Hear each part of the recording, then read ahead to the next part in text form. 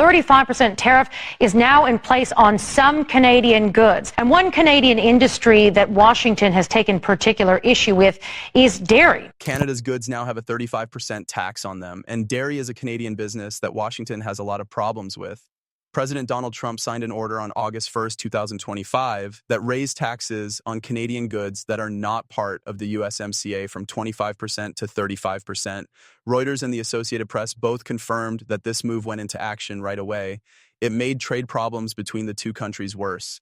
Mark Carney, the Prime Minister of Canada, said he was deeply disappointed by the ruling and stressed that it was bad for both sides. Now, the new tariffs didn't directly go after dairy goods, but Trump has had a problem with Canada's dairy supply management system for a long time. He has said many times that it is an unfair trade barrier that protects Canadian farmers but keeps U.S. producers from joining the market.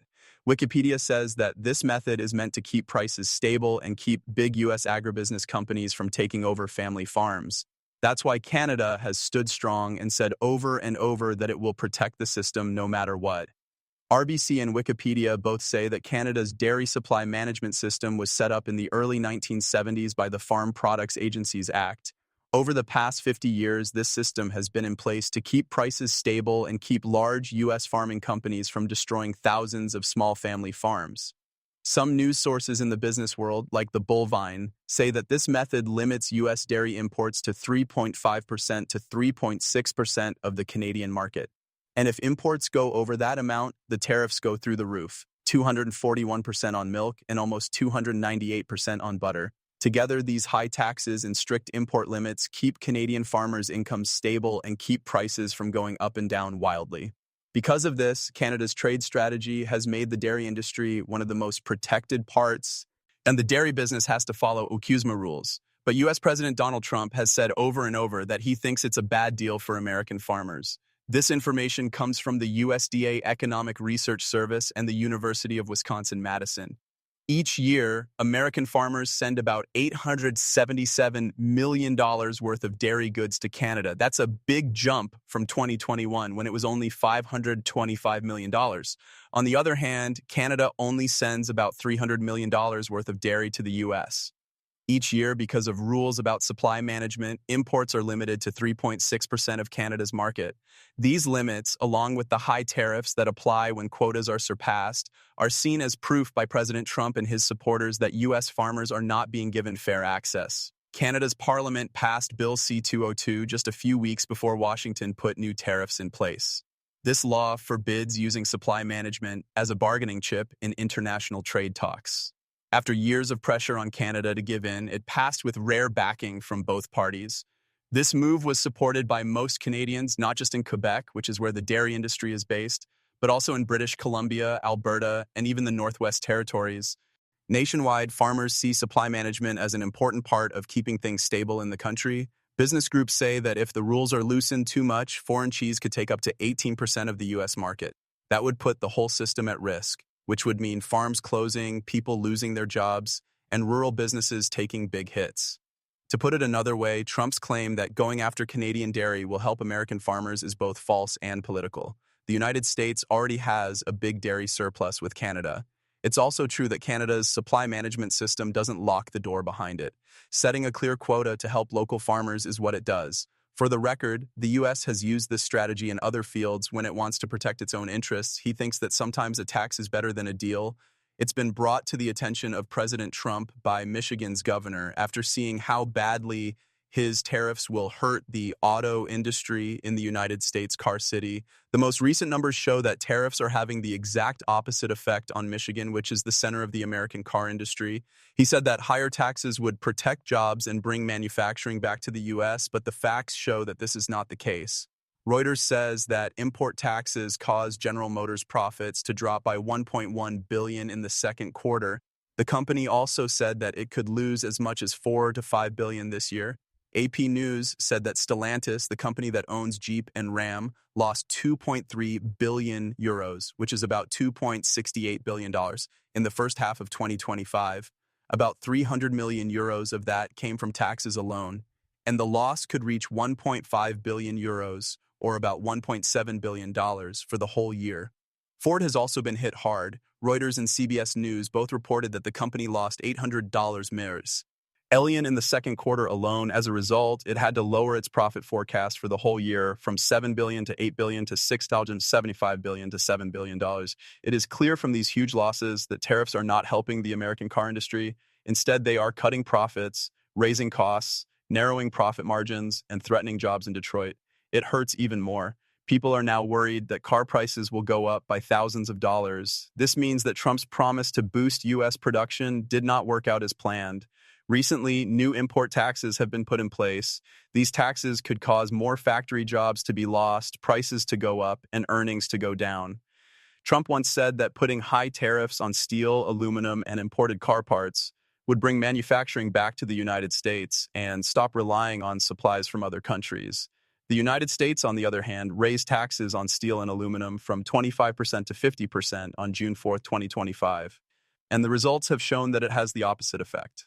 Starting August 1st, goods from outside the USMCA will be subject to a 35% tax. Canada is the biggest supplier of aluminum to the US, making up 47% of all imports. Even though Mexico was given an extra 90 days, a 50% tariff on steel, aluminum, and copper is still a danger. In addition to North America, India has been hit with a 50% tariff. India sends $7 billion worth of car parts to the U.S. every year, and this is expected to cut its shipments by 15 to 20%. The auto supply chain rests on many imported parts and materials, such as car frames and underbodies, as well as leather and interiors. These tariffs are not only making production costs much higher, but they are also cutting into the profits of American automakers. A lot of U.S.-based providers also bring in key parts that have to pay a lot of taxes before they even get to machine and assembly plants. As a result, instead of making American manufacturing stronger, as Trump said they would, these tariffs are putting more pressure than ever on the car industry, which is that the business will eventually pass those costs on to the customers so that they wouldn't have to raise prices on customers. The big three, General Motors, Ford, and Stellantis, at first tried to cover the costs of the tariffs themselves. However, the Center for Automotive Research says that the 25% tax on cars and parts could add an extra $18 billion to the costs of doing business in 2025. And that doesn't even include the effects of the 50% tariffs on aluminum and steel or the taxes that other trade partners put on top of each other. It's already having an effect. General Motors thinks it will lose between $4 and $5 billion this year. Ford thinks it will get about $1.5 billion. Stellantis is also losing billions of dollars because the cost of importing key parts is going up. The Alliance for Automotive Innovation says that automakers will have to put the cost of these things on customers once the costs get too high. That means the prices of new cars will go up a lot, models that are easy on the wallet will go away, buyers will have fewer choices, and new technologies, especially electric cars, will take longer to reach the market. Since the U.S. still doesn't have any large-scale battery manufacturers, high tariffs on foreign batteries and key parts are even more reducing profits. In Detroit, less production means fewer cars on the market and fewer jobs on the assembly lines. This is especially true in areas that have already been rebounding from recessions for decades. Analysts say that if the tax policies in place now stay in place, sales and jobs could steadily go down over the next 3 years. Trump used to support tariffs as a way to bring American industry back to the country. Things aren't going as planned, though. Prices in key businesses like autos are going through the roof, and there will come a time when they can't handle it any longer. The American cars that are built and sold all over the world are Ford F-Series trucks. All of them are metal. It comes from Quebec where they buy it. Grab those things, and I believe some of the stress that they're putting on the U.S. car industry by hurting it themselves is finally beginning to rise. On June 4th, 2025, the Trump government put a 50% tariff on imported steel and aluminum. This was the biggest increase in any industry, and it had an immediate effect on the North American market. Canada, which supplies about 47% of all aluminum imported into the United States and is also one of the biggest steel producers, was directly hit by this wave of tariffs. On August 1st, 2025, Canadian goods that were not part of the USMCA were hit with an extra 35% tax on top of the ones that were already in place. This included most steel and aluminum products. Alum prices on COMEX went up to more than 70 cents per pound, which is almost twice as much as they were at the end of May. The price increase was caused by worries about not having enough supplies and higher import costs. Canada's metal industry, especially big producers like Rio Tinto and Moreet Industries, warned of possible cuts to production or changes to the way they export. The Unifor Labor Group also said that thousands of jobs could be lost if they can't keep getting into the U.S. market. The U.S.'s decision to trade with Canada over steel and aluminum has caused prices to rise in many areas, especially in the car and construction industries. Steel and aluminum are important building elements for infrastructure projects, as well as for car frames, body panels, and structural parts. As the cost of materials goes up, U.S. makers have to decide whether to cut their profits or raise prices, both of which could hurt their market share at home and abroad. And this is where the irony really shines. The faux RDF series, which is the most popular car brand in the United States, is built with aluminum that comes straight from Quebec. Every time tariffs go up, the price of America's best-selling truck goes. For workers on both sides of the border, that means more doubt, fewer chances, and an unstable future that doesn't seem to be going away. Some of the most important companies in this are starting to say things like, "You're burning all of our profit."